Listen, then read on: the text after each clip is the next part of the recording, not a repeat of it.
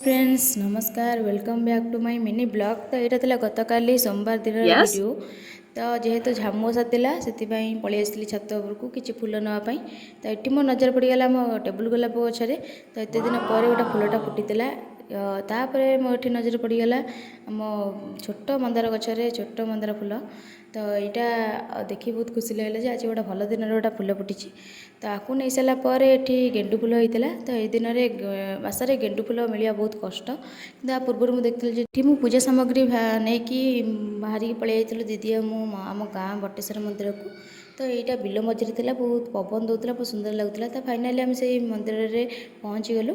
तो पहुँची सारापर ये नना पूजा करते। तो जेहेतु पूजा ना घर्षण चलता ये मुझे पलि आसती माँ पार्वती पाखु दर्शन करने।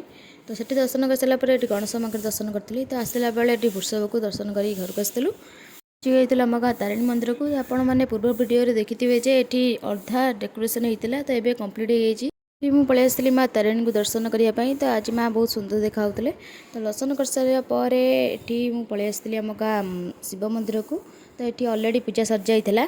तो दर्शन कर आसला ये घरे पहुँची जाइली। तो पहुँच सारापर ये मुझे गोटे तरबुज खाई। तापर ये पलि आसती पे डांस देखापी कारण आगू आम गोटे प्रोग्राम अच्छी पणा संक्रांति रे। तो ये पे बहुत सुंदर भाव डांस करते। तो यहाँ था गतकाली सोमवार दिन वीडियो। तो वीडियो भल लगे लाइक शेयर एंड सब्सक्राइब। रोची हर हर महादेव।